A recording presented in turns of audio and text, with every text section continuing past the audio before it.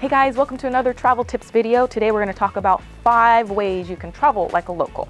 So travel in itself is one of the most rewarding experiences, right? You can get to see new places, immerse yourself in new experiences, try new cuisines, meet incredibly vibrant and unique people.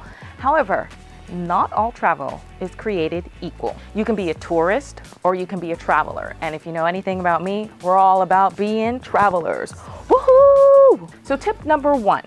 Go beyond the landmarks. There are some things that you must do in every city, right? Like you have to see the Eiffel Tower in France. You have to see the Statue of Liberty in New York City. However, what so many tourists forget to do is explore the neighborhoods, quirks, and sites outside of those major landmarks. Sometimes you can even just find them by walking outside of your hotel and then circling the block.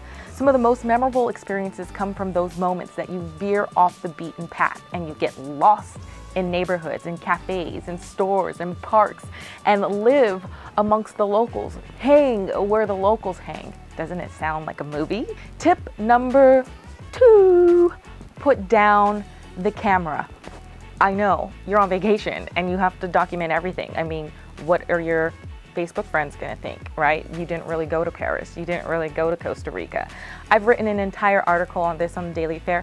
You might want to check it out. But anyways, it's natural to want to document every single thing you see, taste, feel on your trips because you are living. You are a traveler. However, the focus for the perfect photos, Instagram captures, or Facebook posts sometimes cause you to miss what is really happening all around you.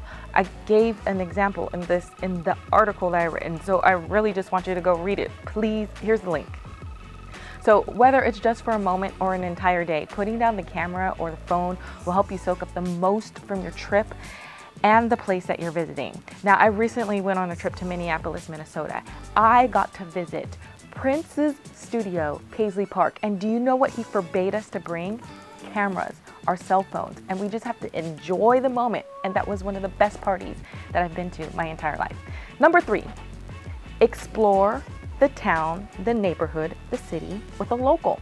So forget those double-decker bus tours sometimes. I still like them. But book an adventure with a true local. And how do you find that? Ask around. Websites like Viable connect you with residents who offer authentic tours in their own city town too. Viable, it's a little bit like Airbnb or Uber, one of those sharing things where people put reviews and stuff on. So locals, they offer a perspective that you'll likely never receive from a mainstream tour operator, right? Because they're going to tell you where they really like to eat, where they really like to dance, and where they really like to hang out. So in addition, they'll show you the cheap things like cheap drinks and the hidden spot for the best views in the city that isn't on the guide, right? And it will be usually far away from the tourist trap because they have something in it. It's their home and they want you to project a true representation of that. Next tip, rent a home or an apartment. This is a no-brainer and it's been said before, but it's so important and needs to be reiterated, right? You're never going to feel like a local if you're staying in a hotel, no matter how luxe or basic the room may be. Forgo the hotels and rent an apartment on Airbnb, or if you're really risky, I'm not that risky, but you could try couch surfing. This tip kind of reverts back to the previous tip. So this gives you a chance to really live like a local, shop for food in the local neighborhoods, prepare meals, meet other locals like your neighbor in the same building or in the house.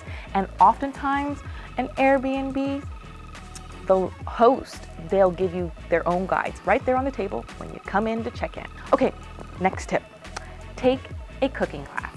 I know you're saying like, I'm on vacation, I don't want to cook.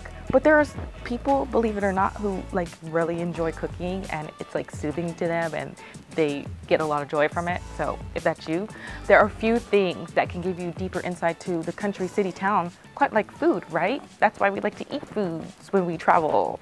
Well, there's no better way to really taste the culture of your destination than taking a cooking class, right? Because then you're gonna learn about what goes into making those foods in great detail, like the spices and the oils and all of that yummy stuff that ends up being yummy for your tummy.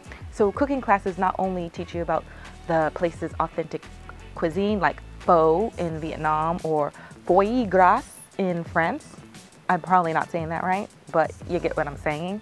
But it also gives you a chance to remake the classics in your home. And so when you go back home and kind of entertain your guests and you're like, guys, come over for a dinner party. I'm going to create some pastries that I learned in France. You're gonna be kind of like the coolest kid on the block, right? So-and-so, she went to France and then she knows how to make all of these pastries. Yes, I learned how to make this pasta in Italy, you know, just enjoy yourself. All right, those are the tips for this week. I hope you enjoyed them. If you have some more tips, let me know below because I really want to know. See ya.